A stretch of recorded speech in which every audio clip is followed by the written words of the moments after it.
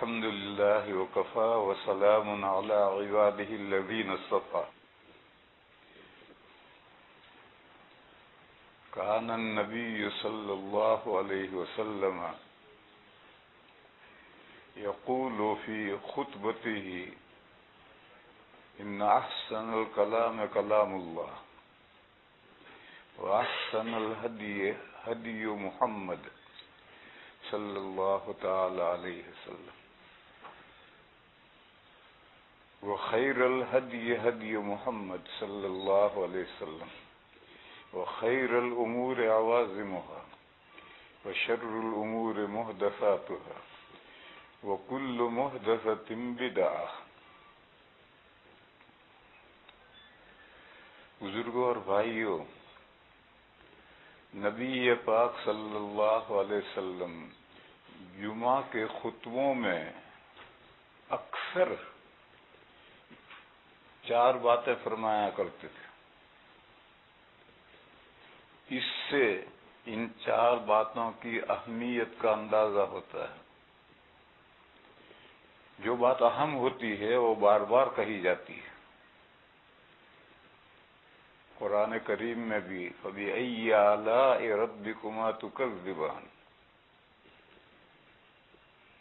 اس طرح کی اور آیتیں بھی ہیں جو بار بار آئی ہیں، اس سے اس کی اہمیت ظاہر ہوتی ہے.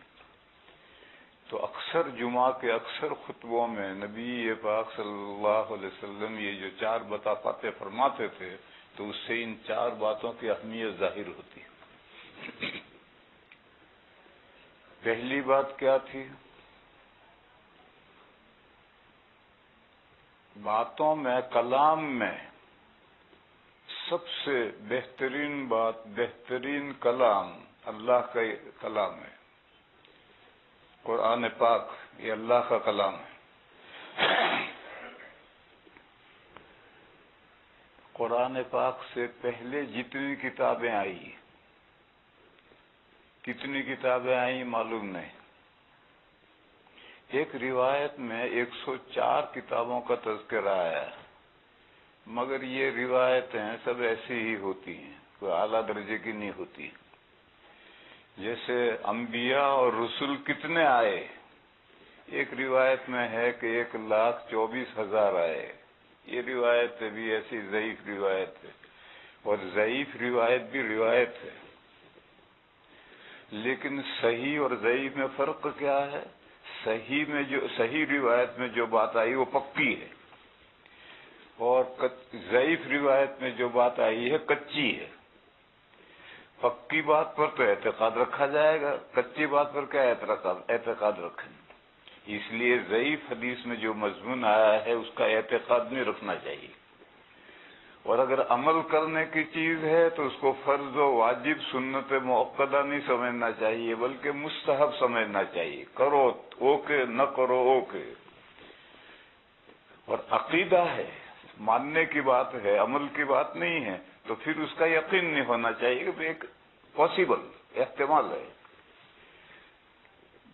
تو ایک روایت میں آیا ہے کہ 104 کتابیں پہلے بشمول قرآن کریم 103 اور قرآن، یہ کل 104 کتابیں اللہ کی نازل ہوئی ہیں. ایک روایت میں یہ بات آئی. لیکن یہ بات جان لو قطعی طور پر کہ اللہ کا کلام قرآن کریم ہی ہے. اس سے پہلے جتنی کتابیں نازل ہوئی سب وہ اللہ کی کتابیں تھی، اللہ کا کلام نہیں تھی. پر حضرت نانوتوی جو آپ کے دارالعلوم دیوبند کے بانی ہیں، انہوں نے ارشاد فرمایا ہے کہ کتاب تو لیٹر کو کہتے ہیں، اور لیٹر خود بھی لکھ سکتے ہیں، دوسرے سے بھی لکھوا سکتے ہیں. تو پہلی کتابیں سب اللہ کی کتابیں تھی، اللہ کا لیٹر تھا جو مخلوق کے نام، بندوں کے نام آیا، اور پھر مکتوب محبت تھا. جو بھی کتاب آئی وہ مکتوب محبت ہے، اور اللہ کا محبت بھرا پیغام آیا ہے مخلوق کے نام، لیکن وہ اللہ کا کلام نہیں تھا. اللہ کا کلام صرف قرآن کریم ہے. اور وجہ بھی حضرت نانوتوی قدس سرہ نے اس کی وجہ بھی یہ بیان کی ہے کہ پہلی کتابوں کے لیے بقا نہیں تھا. اور قرآن کریم کو قیامت تک باقی رہنا ہے. بس اگر پہلی کتابیں اللہ کا کلام ہوتی تو وہ اس میں تحریف نہیں ہو سکتی تھی اور ان کے لیے بقا تھا نہیں. اس لیے اللہ تعالیٰ نے اپنا کلام نازل ہی نہیں کیا، اپنے ایک لیٹر بھیجا، اور لیٹر خود بھی لکھ سکتے ہیں، دوسرے سے بھی لکھوا سکتے ہیں. اس لیے حضرت ہی نے فرمایا کہ پہلے والی جتنی کتابیں آئی 103 وہ یا تو جبرائیل کا کلام تھا یا پیغمبر کا کلام تھا، اللہ کی طرف سے مضمون آیا تھا. جیسے احادیث شریفہ ہیں، احادیث شریفہ کی یہی نوعیت ہے کہ مضمون اللہ کی طرف سے آیا ہے، اور کلام حضرت جبرائیل کا ہے. یہ حضرت جبرائیل نے بھی قلب نبوت پر وحی نازل کی اور کلام حضور کا ہے. یہ ٹھیک یہ مثال سمجھنی چاہیے. پھر جب دور آخر آیا اور آخری کتاب کا نازل کرنے کا وقت آیا تو اللہ تعالی جل شانہ و نوالہ نے اپنا کلام نازل فرمایا. اب اس کلام میں کوئی تبدیلی نہیں ہو سکتی. اس لیے پچھلی کتابوں کی حفاظت کی ذمہ داری اللہ نے نہیں لی، لوگوں کے ذمہ ڈالا کہ تم حفاظت کرو. یہ دنیا دارالاسباب ہے، یہاں ہر چیز کے اسباب ہیں، تو لوگوں کے ذمہ ڈالا. ایک لمبی آیت ہے انا انزلنا التوراۃ فیہا ھدی والنور، اس میں ہے بمستحفظوا من کتاب اللہ. راہبار اور ربانی یعنی یہودیوں کے علماء احبار اور ربانی یا بزرگ، احبار اور ربانی قرآن کریم کے تورات کے مطابق فیصلہ کرتے تھے، اس لیے کہ ان کو تورات کی حفاظت کا ذمہ دار بنایا گیا. بمستحفظوا من کتاب اللہ، اللہ کی کتاب کا ان کو ذمہ دار بنایا گیا تھا. اور جب کسی چیز کے اوپر ذمہ دار بنایا جائے تو وہ جب تک عمل میں نہیں رہے گی ضائع ہو جائے گی. قدرت کی بات ہے، کوئی بھی کتنی بھی شاندار سے کتاب ہو جب عمل میں نہیں رہے گی ضائع ہو جائے گی. اب ذرا نظر دوڑائیں، مسلمان پوری دنیا پر نظر دوڑائیں، جس کمیونٹی میں قرآن کریم پر عمل نہیں رہے گا وہ قرآن کریم ضائع ہو جائے گا. وہاں کوئی حفظ کرنے والا بھی نہیں ہوگا، دین جاننے والا بھی نہیں ہوگا.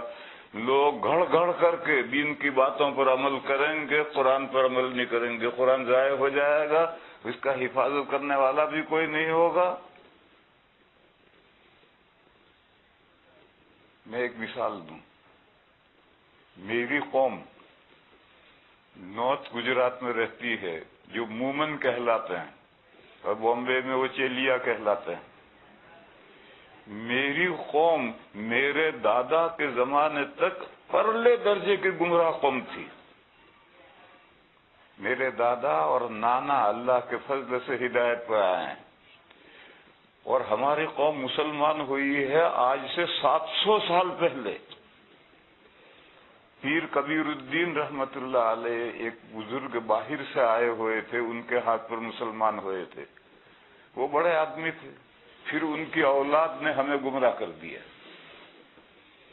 ان کی 10ویں پشت میں پیر مشائخ رحمت اللہ علیہ پیدا ہوئے. ان کا مزار احمد آباد میں ہے. انہوں نے بیچاروں نے محنت کی.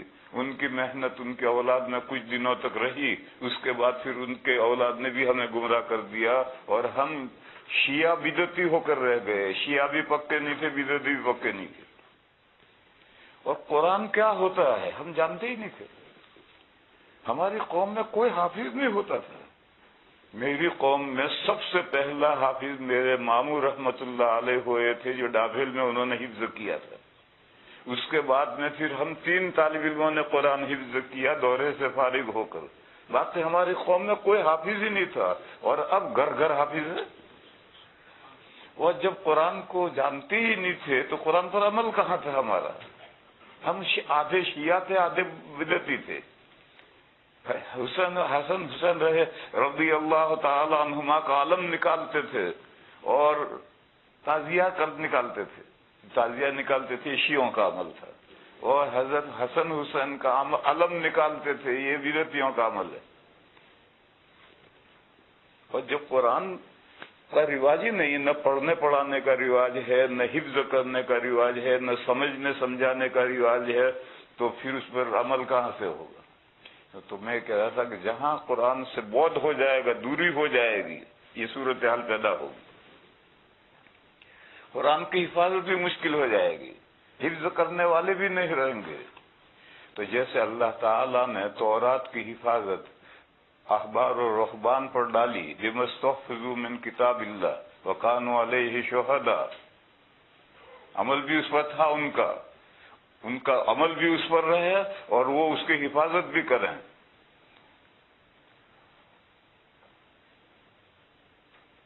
پھر جب اللہ کا کلام نازل ہوا تو اب دو باتیں ہوئی۔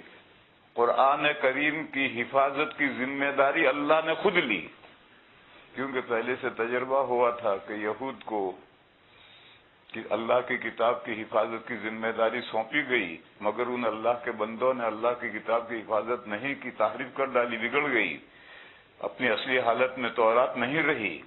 تو اس لیے اللہ تعالیٰ نے قرآن کی حفاظت کی ذمہ داری تو خود لی، لیکن خود لینے کے ساتھ امت کو بھی سونپی کہ اس قرآن کی حفاظت تمہیں کرنی۔ فرمایا انا نحن نزلنا الذکر وانا لہ لحافظون۔ آپ عربی نہیں سمجھتے، حافظون حافظ کا پلورل ہے، ایک کو حافظ کہتے ہیں اور بہت سارے حافظون کہلاتے ہیں۔ تو اللہ نے اپنے لیے حافظون نہیں استعمال کیا، حافظون، ہم قرآن کی حفاظت کرنے والے ہیں۔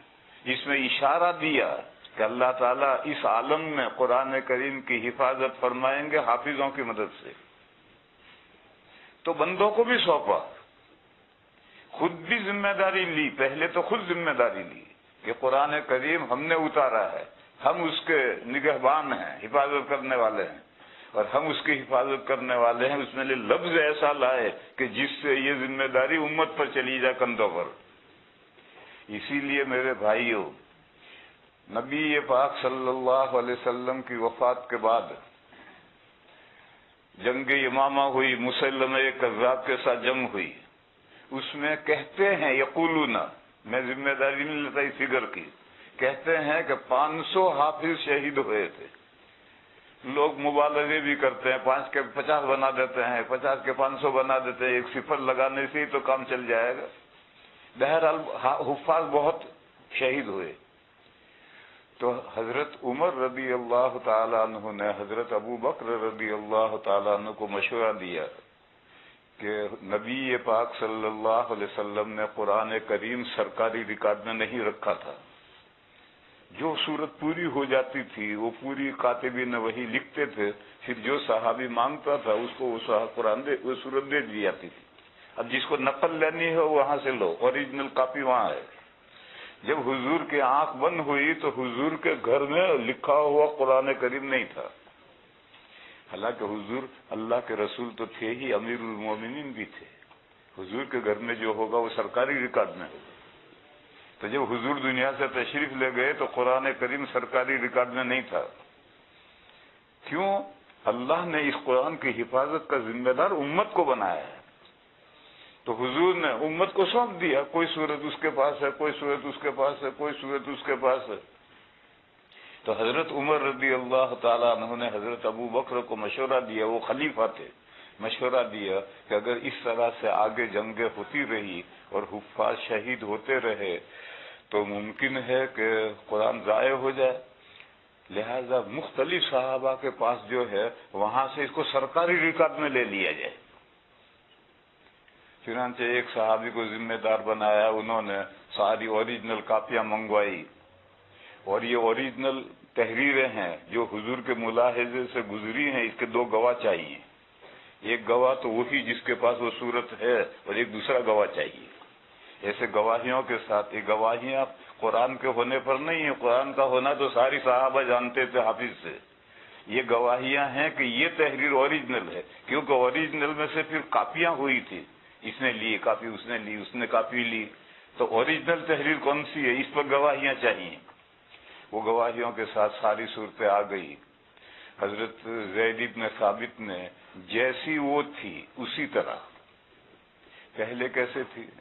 ہڈی پر لکھا ہوا ہے، درخت کی چھال پر لکھا ہوا ہے، چمڑے پر لکھا ہوا ہے، مختلف چیزوں پر الگ الگ چھوٹی صورتیں بڑی صورتیں لکھی ہوئی تھی. تو جیسی وہ پہلے اوریجنل تحریر تھی مختلف چیزوں پر، حضرت زید بن ثابت نے اسی طرح سے ان کو مختلف چیزوں پر لکھا اور لکھ کر کے ایک تھیلے میں بھر کر حضرت ابو بکر کو دے دیا اور اوریجنل تحریر سے واپس، جس کی امانت ہے اس کو واپس کر دیا. لیکن پھر جو اندیشہ تھا وہ اندیشہ پیش ہی نہیں آیا، کیونکہ پہلے تو بڑی عمر کے لوگ حفظ کرتے تھے، اب تو بچوں نے بھی شروع کر دیا ہے، اور بچوں کا حفظ جو ہے بڑوں سے پختہ ہوتا ہے. اور پھر آگے کوئی ایسی جنگ بھی نہیں ہوئی جس میں 500 حافظ قرآن شہید ہو جائیں، ایسی کوئی لڑائی پیش نہیں آئی، کیونکہ اس کے بعد جو لڑائی ہونی تھی وہ پورے عربوں سے ہونی تھی. جو ارتداد پھیلا تھا اسلام سے، جو لوگ کچے پیچھے ہٹ گئے تھے ان سے لڑائی ہونی تھی، مگر نوبت ہی نہیں آئی. تو اس لیے جو اندیشہ تھا وہ تو ٹل گیا. جنگوں میں صحابہ کا شہادت ہونے کا واقعہ آگے پیش نہیں آیا، اور بچوں نے بھی حفظ شروع کر دیا. اقبال رحمہ اللہ نے فرمایا ہے شاعر مشرق، ان کو شاعر مشرق کیوں کہتے ہیں؟ ان کے مقابل شاعر مغرب تھا، اور وہ یہیں لندن کا تھا، گوئٹے. یہ گوئٹے شاعر مغرب ہے، اور اقبال ان کا فالو کرتے تھے، اس لیے ان کو شاعر مشرق کہا. یہ شاعر مغرب گوئٹے ہے. یہ بڑا فلسفی تھا یہاں کا، اس کے انگریزی میں اشعار ہیں، اور اقبال رحمہ اللہ یہیں آکسفورڈ میں پڑھے ہیں، اور انگریزی بہت اچھی تھی تو وہ گوئٹے کا فالو کرتے تھے. تو شاعر مغرب اور یہ شاعر مشرق. انہوں نے فرمایا ہے کہ ہدی را تیز تر می خاں چو محمل را گرا بینی. اونٹوں کا قافلہ ہے، اونٹوں پر بوجھ باندھا ہے، وہ بھاری ہو گیا ہے، تو گانا زور کا گاؤ، گانا زور کا گاؤ. عرب میں جب اونٹ چلتے ہیں تو ان کی ایک قطار بنتی ہے. پہلا اونٹ جو ہے وہ قطار پکڑ کر کے چلتا ہے، تو سارے اونٹوں کی ریل گاڑی ساتھ میں چلتی ہے، ایک کی لگام دوسرے کی دم سے، ایک کی لگام دوسرے کی دم سے، اس طرح چلتا ہے. اور یہ سوار جو ہیں اوپر بیٹھے بیٹھے ہودج میں سو رہے ہیں، وہ ایک آدمی قطار لے کر چلتا ہے اور گاتا ہے. اس کے گانے کو جو اونٹوں کے لیے گانے، اونٹ بھی سمجھتے ہیں، اونٹوں کے لیے جو گانا ہوتا ہے اس کو بڑی ہاتھ سے ہدی کہتے ہیں. تو اقبال کہتے ہیں کہ اگر تم یہ دیکھو کہ اونٹوں کا بوجھ بھاری ہے تو گانا زور کا گاؤ کھو، اونٹ وجد میں آ جائیں گے، ان کو پتہ بھی نہیں چلے گا، وہ چلتے رہیں گے. تو اسی طرح سے میرے بھائیوں، جب پتہ چلا کہ جنگ یمامہ میں اتنے حفاظ شہید ہوئے ہیں تو بڑوں نے بھی قرآن پیچھے لگ گئے اور بچے بھی لگا دیے. تو جو اندیشہ تھا کہ قرآن ضائع ہو جائے گا وہ اندیشہ تو پیش آیا ہی نہیں. اور وہ جو تھیلا بھر کر کے قرآن ابو بکر کو دیا تھا وہ ان کے پاس رہا، انہوں نے حضرت عائشہ کے پاس رکھ دیا. یہ حضور کی محبوبہ بیوی تھی اور حضرت ابو بکر کی بیٹی تھی، تو بیٹی کے پاس رکھا ہے، ضرورت پڑے گی دیکھ لیں گے، ان کے پاس رکھ دیا. ابو بکر کا 2 سال میں انتقال ہو گیا. اب حضرت عمر خلیفہ بنے تو حضرت عمر نے وہ تھیلا وہاں سے لے کر حضرت حفصہ کے پاس رکھ دیا، اس لیے کہ وہ حضرت عمر کی بیٹی تھی، تو ضرورت پڑے گی تو بے تکلف منگوا کر دیکھیں گے. پھر کوئی اندیشہ نہیں پیش آیا. پھر 10 سال میں حضرت عمر کا بھی انتقال ہو گیا تو حضرت عثمان رضی اللہ عنہ خلیفہ بنے. تو حضرت عثمان نے وہ تھیلا حضرت حفصہ کے پاس ہی رکھا، وہاں سے لے کر کسی اور بیوی صاحبہ کے پاس نہیں رکھا، اس لیے کہ حضور کی کوئی بیوی حضرت عثمان کی رشتہ دار نہیں تھی، تو اس لیے کسی اور کے پاس رکھنے سے کوئی فائدہ نہیں، انہی کے پاس رہا. پھر حضرت عثمان رضی اللہ تعالی عنہ کے زمانے میں حضرت حذیفہ کرمان سے جہاد میں سے لوٹے تو انہوں نے حضرت عثمان کو کہا کہ لوگوں نے مختلف قرآن لکھ رکھے ہیں اور لوگوں میں اختلافات ہو رہے ہیں، کیونکہ اب تک مختلف قرأتوں میں پڑھنے کی اجازت تھی تو لوگوں نے مختلف قرأتوں میں لکھے بھی۔ تو حضرت عثمان نے پھر حضرت زید بن ثابت کو اور ان کے ساتھ 4-5 آدمیوں کی کمیٹی بنائی، جوان، یہ بوڑھے ہو گئے ہیں وہ جوان، اور ان کو یہ کام سونپا کہ یہ اوریجنل تحریریں پھر لاؤ، منگواؤ 2 گواہیوں کے ساتھ۔ پھر وہ اب تو پہلے تو کوئی زیادہ اہتمام نہیں تھا، لیکن جب پہلی مرتبہ حضرت ابو بکر نے منگوائی تب لوگوں نے بہت اہتمام سے ان کی حفاظت کی، تو وہ تحریریں آئی۔ پھر حافظوں کو بٹھایا اور حافظوں سے پڑھوایا اور وہ تحریریں ملائی۔ پھر وہ تھیلا جو حضرت حفصہ کے پاس تھا وہ منگوایا اور حافظوں کو تینوں کو ملایا، اور ملا کر کے 5-6 قرآن تیار کیے، مصحف تیار کیے، مگر ہر ورق الگ الگ تھا، 2 گتے اور بیچ میں ہر ورق الگ الگ تھا۔ ایسے 5-6 قرآن بنا کر کے ساری ملک میں پھیلا دیے اور حکم بھیج دیا کہ اب لوگ اس میں سے نقل لیں۔ یہ لغت قریش ہے، یہ آج جو ہمارے پاس قرآن ہے یہ قریش کا لغت ہے، اور قرآن اوریجنل اس میں نازل ہوا ہے، اور مختلف قرأت الفاظ کی تبدیلی کے ساتھ پڑھنے کی اجازت دی تھی۔ تو حضرت نے لغت قریش کے تیار کروائے قرآن اور ملک میں بھیج دیے اور کہا جسے نقل لینی ہے اسے لے، اور جامع مسجد میں وہ قرآن رکھوا دیے، اور آرڈر بھیج دیا کہ اس کے علاوہ جس نے بھی قرآن لکھے ہیں مختلف طرح اس سے مختلف لکھے ہیں وہ ہمیں بھیجو۔ سب کو بھیجنا پڑا، حضرت عبداللہ بن مسعود کو بھی بھیجنا پڑا۔ اس زمانے میں کچی سیاہی ہوتی تھی تو اس کو پہلے دھلوا دیا اور دھلوا کر کے پھر سب کو جلا دیا۔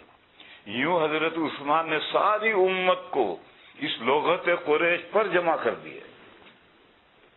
تو حضرت ابو بکر کے قرآن جمع کرنے کی تعبیر یہ ہے کہ سرکاری ریکارڈ میں لے لیا ہے، اور حضرت عثمان کی جمع کرنے کی تعبیر یہ ہے کہ اس پر امت کو جمع کر دیا۔ کبھی اسی قرآن کو پڑھو لکھو، جو مختلف پڑھنے کی اجازت تھی وہ موقوف۔ دیکھو حضرت عثمان کو منسوخ کرنے کا حق نہیں ہے، اللہ کا نبی ہی منسوخ کرے گا، موقوف کرنے کا حق ہے۔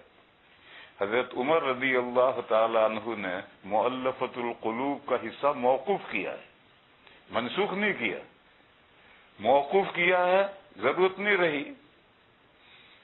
اب آئندہ اگر کبھی ضرورت پڑے تو زمانے کا امیر المومنین یہ صیغہ کھول سکتا ہے، مؤلفین کے لیے یہ صیغہ کھول سکتا ہے، لیکن زمانے کا امیر المومنین کھولے گا۔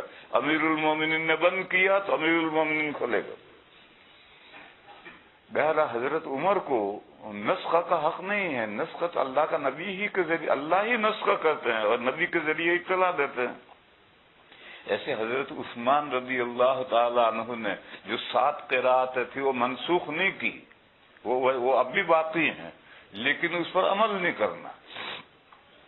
صرف درسگاہوں کی حد تک تو کوئی حرج نہیں، ہمارے یہاں قرأت کی درسگاہ میں 7 قرأتوں پر مشق کرواتا ہے استاد، لیکن نماز میں نہیں پڑھیں گے۔ نماز میں تو وہ قرأت پڑھو جو رائج ہے، یہی قرآن جو موجود ہے اسی کو مطابق پڑھو، لیکن اگر کوئی تبدیلی ہو جائے اور معنی میں کوئی گڑبڑ نہ ہو تو 7 قرأتوں پر پڑھنے کی اجازت تھی، وہ اجازت اب بھی باقی ہے۔ میں پڑھ کر دکھاتا ہوں۔ ارے بھائی کتنا وقت ہے، میرا تو کوئی ٹھکانہ نہیں۔ 1:20 تک، ہاں تو بتا دو ورنہ میرا تو کوئی ٹھکانہ نہیں۔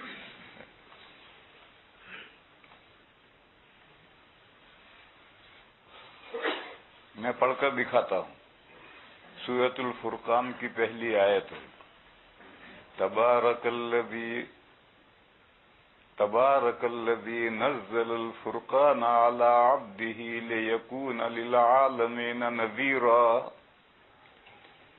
اللہ بڑی برکت والی، بڑی عالی شان ہے وہ ذات جس نے فیصلہ کن کتاب الفرقان، فیصلہ کن کتاب نازل کی اپنے بندے پر یعنی حضور پر، تاکہ وہ اس کتاب کے ذریعے سے لوگوں کو وارننگ دے، جو غلطیوں میں پڑے ہوئے لوگ ہیں ان کو چوکن نہ کریں۔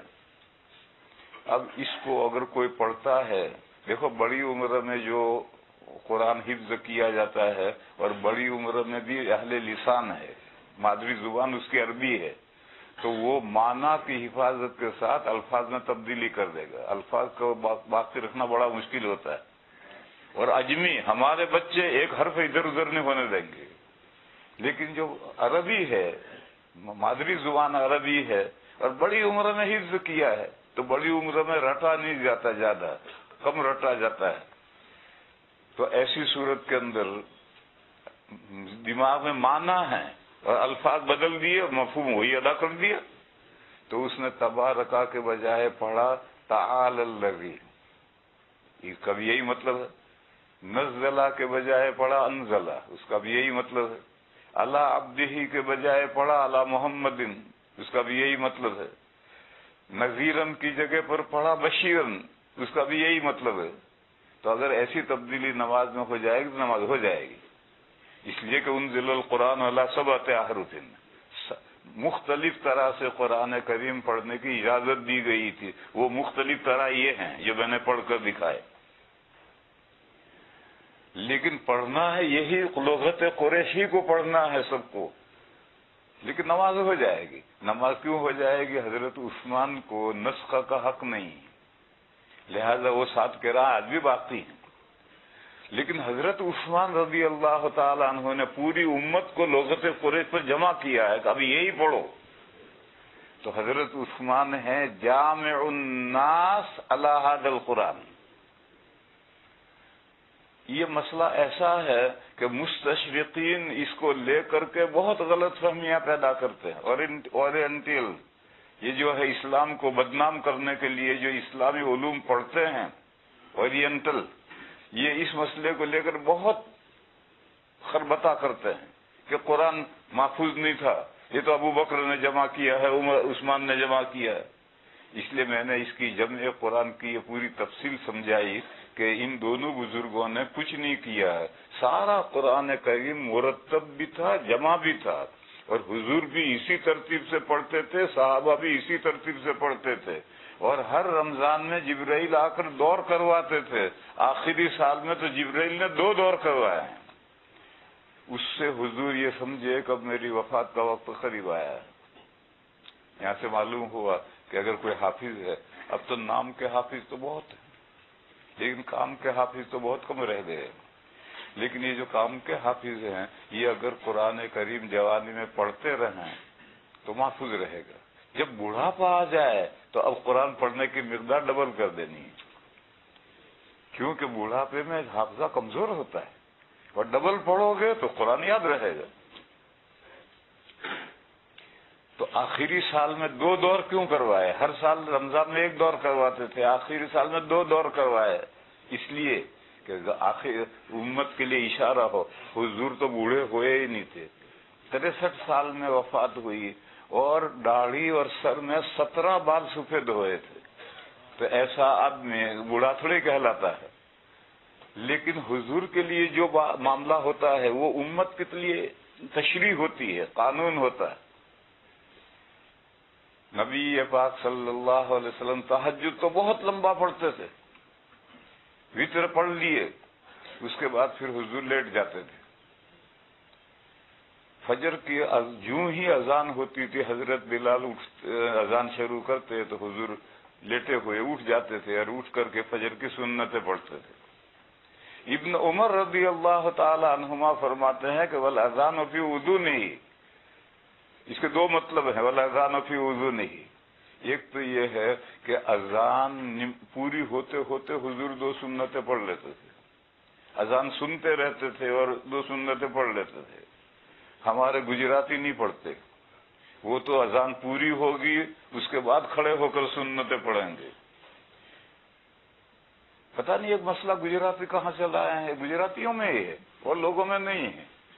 بھئی نماز کا وقت ہو گیا، اب آپ نماز کی سنتیں پڑھ سکتے ہیں، اذان ہوئی یا نہیں ہوئی اس سے کیا بحث، مگر پتہ نہیں گجراتیوں کے دماغ میں کہاں سے بیٹھ گیا۔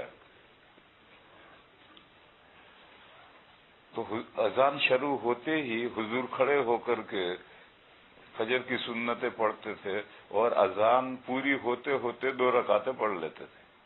حضرت عائشہ فرماتی ہیں کہ میں سوچتی تھی کہ حضور نے فاتحہ بھی پڑھا یا نہیں پڑھا، یعنی اتنی تیزی کے ساتھ جلدی سے حضور 2 سنتیں پڑھ لیتے تھے۔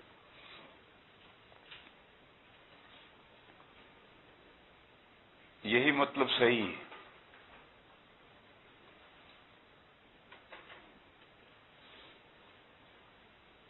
سوال یہ ہے کہ حضور تو تہجد تو بہت لمبے پڑھتے تھے، فجر کی یہ سنتیں اتنی جلدی تیزی سے کیوں پڑھتے تھے؟ امت کے لیے تشریع قانون بنے اس لیے۔ ایک حدیث ہے کہ جب انسان سوتا ہے تو شیطان بدھی پر 3 گرہیں لگاتا ہے اور منتر پڑھتا ہے، نم فإن الليل طویل، سوتا پڑا رہے رات بہت لمبی ہے، وہ 3 گرہیں لگاتا ہے۔ جب بندہ سو کر اٹھتا ہے اور اٹھتے ہی اللہ کا نام لیتا ہے، یعنی اللہ کا ذکر بڑبڑاتا ہوا اٹھتا ہے، تکیے کے نیچے بیڑی ڈھونڈتا ہوا نہیں اٹھتا، بلکہ اس کے منہ پر اللہ کا ذکر ہوتا ہے، تو وہ 3 گرہوں میں سے 1 گرہ کھل جاتی ہے۔ پھر اٹھ کر کے وہ ضروریات سے فارغ ہوتا ہے، پیشاب استنجے سے یا غسل کرنا ہو اس سے طہارت حاصل کر لیتا ہے تو دوسری گرہ کھل جاتی ہے۔ پھر اٹھ کر 2 رکعتیں پڑھے تو تیسری گرہ کھل جاتی ہے اور نشیط ہو جاتا ہے۔ اور اگر بیڑی ڈھونڈتا ہوا اٹھا، نوکروں کو گالیاں دیتا ہوا اٹھا، طہارت کی نہیں، نہ تو نماز پڑھی، تو صبح کرتا ہے ہارے جی، جیسے کسی نے 70 جوتے چہرے پر مار رکھے ہوں، اس حال میں صبح کرتا ہے۔ یہ جو انقباض ہے اور نشاط ہے یہ جسمانی نہیں ہے، یہ روحانی ہے۔ آپ کوئی اعتراض کرے کہ بھئی آج تو لوگ دنیا 9 بجے 10 بجے اٹھتے ہیں اور پھر بڑی چستی سے شام تک کام کرتے ہیں، کہاں سست ہیں، یہ تو نشیط ہیں۔ تو یہ جسمانی نشاط ہے، اور یہ جو حدیث شریف میں یہ روحانی نشاط ہے۔ جسمانی نشاط اور روحانی نشاط میں کیا فرق ہے؟ فرق یہ ہے، تجربہ کرو، 1 مہینہ ایسے اٹھو اور 1 مہینہ ایسے اٹھو، تو اٹھ کر کے آپ کو وقت سے پہلے اٹھیں گے، کچھ اللہ کا کلام پڑھنے کو جی چاہے گا، مسجد میں جا کر نماز پڑھیں گے، نماز کے بعد بھی مسجد میں رکیں گے، کچھ قرآن پڑھیں گے، کچھ ذکر کریں گے۔ یہ دلیل ہے کہ روح کو نشاط حاصل ہے، روحانی نشاط ہے۔ اور 1 مہینہ ایسے اٹھو، وہ اٹھے گا کب؟ جب بیوی لاسٹ کال کرے کہ میاں صاحب اٹھو سورج نکلنے والا ہے، تو اٹھے گا، وہ جلدی جلدی منہ ہاتھ دھو کر کے 2 فرض پڑھے گا، سنتیں بھی نہیں پڑھے گا، اور 2 فرض پڑھ کر کے وہیں پڑھ کر سو گیا۔ پھر 10 بجے اٹھ کر کے نہائے گا، اخبار پڑھے گا، ناشتہ کرے گا اور جاب پر جائے گا۔ کوئی ذکر کرنے کو جی نہیں چاہے گا، کیونکہ روح کو انقباض ہے، روح منقبض ہے، سکڑی ہوئی ہے۔ تو تجربہ کر کے دیکھو روحانی انقباض کیا ہوتا ہے اور جسمانی فزیکلی انقباض اور انبساط کیا ہوتا ہے، وہ تو آپ سمجھ سکتے ہیں، لیکن روحانی انقباض کیا ہوتا ہے اور روحانی فرحت کیا ہوتی ہے وہ تجربہ کر کے دیکھنی پڑے گی۔ ایک حدیث آتی ہے، غریبی دور کرنا چاہتے ہو، مالدار بننا چاہتے ہو، مالدار نہیں، فراغ البال یعنی حسب ضرورت مال ہے، غریبی دور کرنی ہے تو حج کرو اور اگلے حج کے بعد میں عمرہ کرو، 2 حج اور عمرہ پے پہ کرو، پے بپے حج اور عمرہ کرو تو غریبی دور ہو جائے گی۔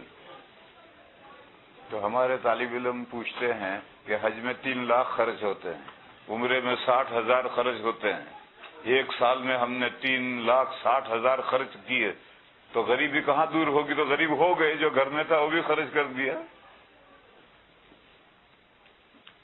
تو اس کا جواب ہم طالب علموں کو جواب دیتے ہیں، بیوقوف بناتے ہیں کہ جس زمانے میں حضور نے یہ فرمایا تھا اس زمانے میں حج اور عمرے میں کچھ خرچ نہیں ہوتا تھا، 3,60,000 خرچ نہیں ہوتے تھے۔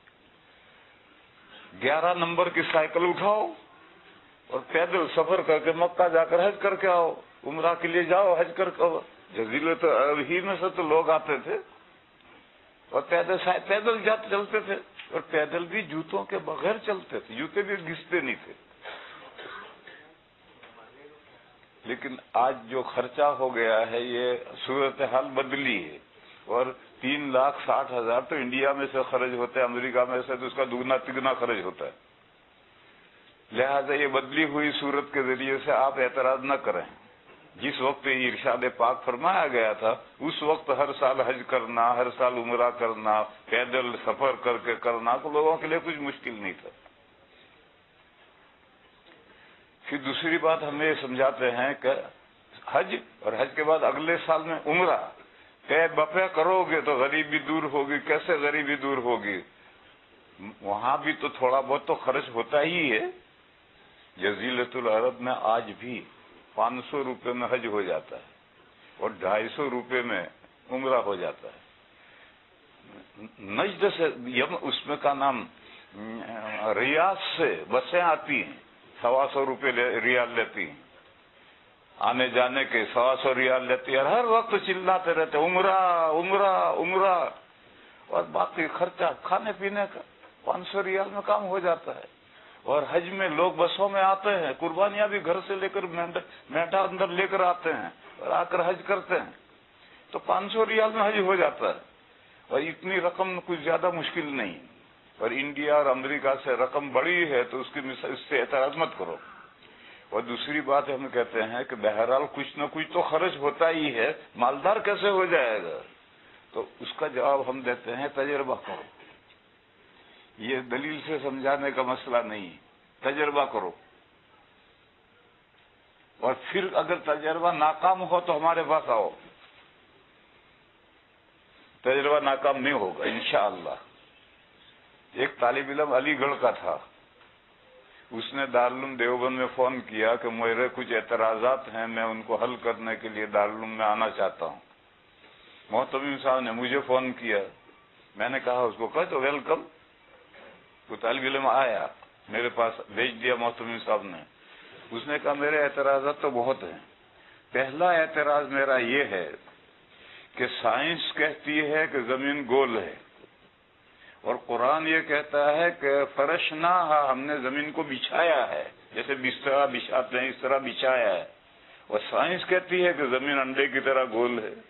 یہ تو سائنس میں اور قرآن کریم کی باتوں میں تعارض ہو گیا۔ تو میں نے اس سے کہا بھئی تیری سائنس سے میں کہاں تک لڑتا رہوں گا، چھوڑتے سائنس کو، ایسا کر دوں ایک لاٹھی لے اور زمین پر ایک پوائنٹ مقرر کر، اور پوائنٹ کر کے ناک کی ڈنڈی پر چلتا رہے، اور زمین دوبارہ اسی پوائنٹ پر آ جائے۔ اگر تجھے کہیں ایسا محسوس ہو کہ میں نیچے اتر رہا ہوں تو وہاں سے واپس آئیے، تیرے سوال کا جواب دوں گا میں۔ اور اگر تو اس گھوم کر اس پوائنٹ پر آ جائے وہاں تو تجھے کہیں محسوس ہی نہ ہو کہ میں نیچے اتر رہا ہوں، تو پھر گول ہونے میں اور بچھانے میں کیا اعتراض ہے؟ گول بھی ہے، بچھائی ہوئی بھی ہے۔ تو کہنے لگے بس میرے سارے اعتراض حل ہو گئے، اور چلا گیا شکریہ ادا کر کے۔ تو بات چیزیں تجربے کی بنیاد پر جانی جاتی ہے، بغیر تجربے کے نہیں۔ تو اگر آپ کو تجربہ کرنا ہے نشاط کا اور سستی کا روحانی، تو اس کے لیے تجربہ کرو۔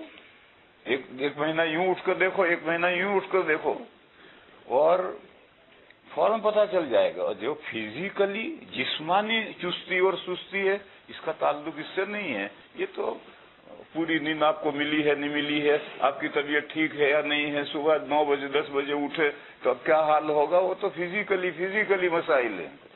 لیکن جو روحانی مسائل ہیں اس کا تعلق تجربے سے ہے، روحانی باتیں تو تجربے سے معلوم ہوتی ہے۔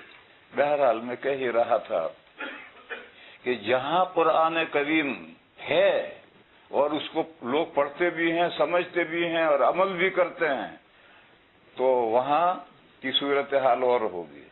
اور جہاں قرآن کو لوگ جانتے ہی نہیں ہے دین ختم، یا جانتے تو ہیں مگر عمل نہیں کرتے، تو وہاں بھی صحیح صورتحال نہیں رہے گی۔ اللہ پاک نے ایک جگہ ارشاد فرمایا ہے،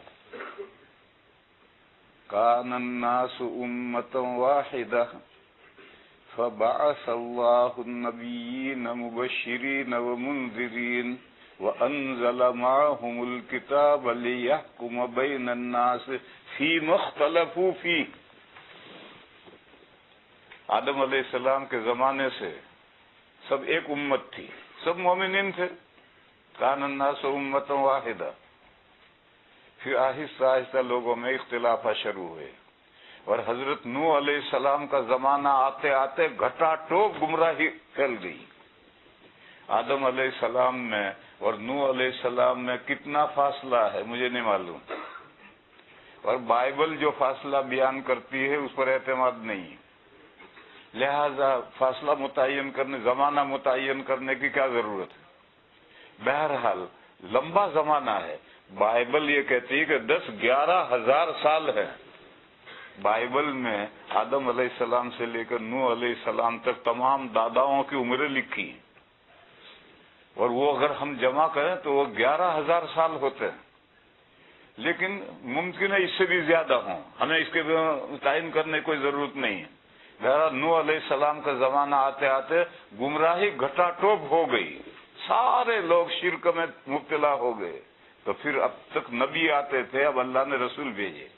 پہلے رسول نوح علیہ السلام ہے۔ رسول وہ ہے جو مشرکین کی طرف بھیجا جاتا ہے، اور نبی وہ ہیں جو مومنین کی طرف بھیجے جاتے ہیں، جیسے انبیاء بنی اسرائیل یہ مومنین کی طرف بھیجے جاتے تھے، اور رسول کفار مشرکین کی طرف بھیجا جائے گا۔ تو حضرت نوح علیہ السلام کے زمانے میں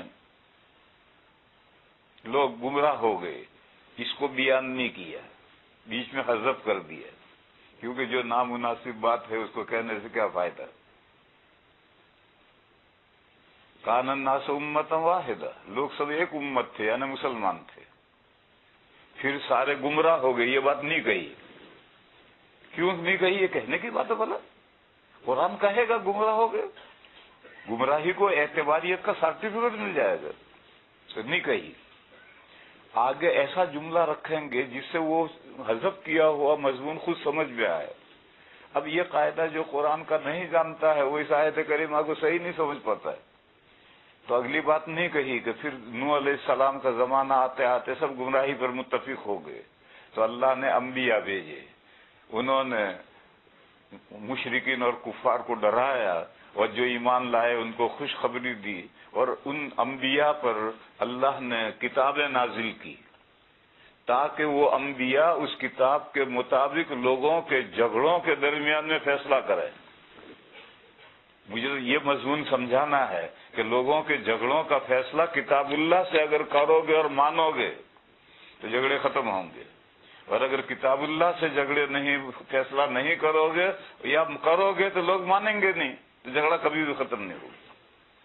میں اس کی ایک مثال دوں آپ حضرات کے سوچنے کے لیے۔ میں اس ملک میں 40 سال سے آتا ہوں۔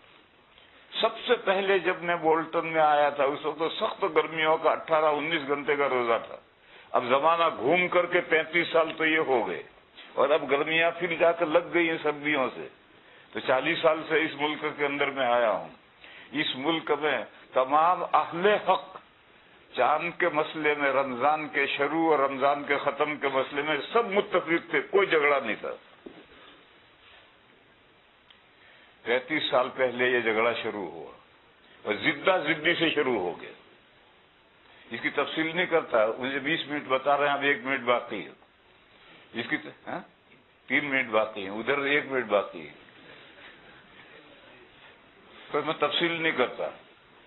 35 سال پہلے یہ جھگڑا شروع ہوا تھا، اور زدی ہو گئی، 2 فریق بن گئے، اور ایک نے کہا کہ ہم تو مراکش کو فالو کریں گے، ایک نے کہا ہم سعودیہ کا فالو کریں گے۔ یہ ضد شروع ہوئی 35 سال پہلے سے، اس کی تفصیل میں نہیں کرتا۔ میری مسجد میں سے یہ جھگڑا کھڑا ہوا تھا، میں بولٹن میں طیبہ مسجد میں رہتا تھا، وہاں سے جھگڑا کھڑا ہوا تھا۔ سارے اہل حق مراکش کا فالو کرتے تھے۔ ایک رمضان کے ختم پر 12 بجے تک تو بیٹھے رہے لوگ. ایک دکان میں فیکس آتا تھا، اس وقت فیکس عام نہیں ہوا تھا، تو ایک دکان میں 12 بجے تک بیٹھے رہے، کوئی فیکس نہیں آیا تو لوگ جا کے پڑھ کے سو گئے. 2 بجے فیکس آیا کہ چاند ہو گئے. اب صبح دکان 10 بجے کھلی تو فیکس رکھا ہے. اب ساری ہلال کمیٹی اکٹھا ہوئی کہ اب کیا کیا جائے. تو میں بولٹن میں تھا تو مجھ سے انہوں نے رابطہ کیا. تو میں نے ان کو کہا کہ بھئی جب تم فالو کرتے تھے مراکش کا اور اس کا فیکس آ گیا ہے کہ چاند ہو گیا تو روزہ ختم کرو، عید اگلے دن پڑھو. فیصلہ کمیٹی نے کر دیا. میری مسجد میں ظہر کی نماز کے بعد میں نے سب مسئلہ سمجھا کر کے سب کے سامنے پانی پی کر روزہ ختم کیا اور سب نے بھی ختم کیا. اور سارے ملک کے اندر روزہ ختم کیا گیا. 3 بندوں نے نہیں کیا. ان میں سے 2 بندے تو آج بھی حیات ہیں، میں ان کے نام نہیں لیتا. ان 3 بندوں نے روزہ ختم نہیں کیا. تو 2 بندے، ان میں سے ایک چلا گیا اور ایک یہیں لندن میں ابھی مقیم ہے. ان 2 بندوں نے جو ہلال کمیٹی والے تھے انہوں نے ان 3 سے کہا کہ تمہاری وجہ سے ہم مراکش کی دم پکڑے ہوئے تھے، پھر تم نے مراکش کی بات پر افطار کیوں نہیں کیا، لہذا ہم تمہارے ساتھ نہیں، ہم تو سعودیہ کے ساتھ جاتے. یوں یہ جھگڑا شروع ہوا ہے. پھر میں نے طیبہ مسجد میں میٹنگ بلائی، اس فریق کو بھی بلایا، ان کو بھی بلایا، اور یہ جنہوں نے روزہ افطار نہیں کیا تھا ان کو میں نے سمجھایا کہ تم نے جو روزہ افطار نہیں توڑا یہ تم نے غلطی کی، لہذا تم میٹنگ میں اتنا کہہ دو کہ مجھ سے غلطی ہوئی، میں نے جو روزہ نہیں توڑا یہ میری غلطی تھی، تو جھگڑا نہیں بڑھے گا. ورنہ یہ جھگڑا ایسا پکا ہو جائے گا، کب کتنے سال چلے گا مجھے نہیں معلوم. لیکن وہ بندہ اب بھی وہ حیات ہیں، انہوں نے یہ کہہ کر نہیں دیا، وہ اڑے رہے کہ نہیں میں نے روزہ نہیں توڑا، وہ صحیح کیا. تو وہ بھی اڑے رہے کہ اب تو ہم فالو سوکھ دیا کا کریں. یوں یہ جھگڑا آج تک چلا آ رہا ہے. ادھر بھی بے وقوف ہے، ادھر بھی بے وقوف ہے. نہ یہ سمجھنے کی کوشش کرتے ہیں نہ وہ سمجھنے کی کوشش کرتے ہیں. ارے بھائی قرآن پر آؤ، حدیثوں پر آؤ، جو قرآن و حدیث کہتے ہیں اس پر کا فالو کرو. بغیم بینہم ضدی سے جو مسئلہ بگاڑا گیا اس طرح ایسا مت کرو. اختلافات قرآن پر آنے سے اور سنت پر آنے سے اختلافات ختم ہوں گے. اس کی تفصیل کا وقت نہیں ہے. وآخر دعوانا ان الحمدللہ رب العالمین.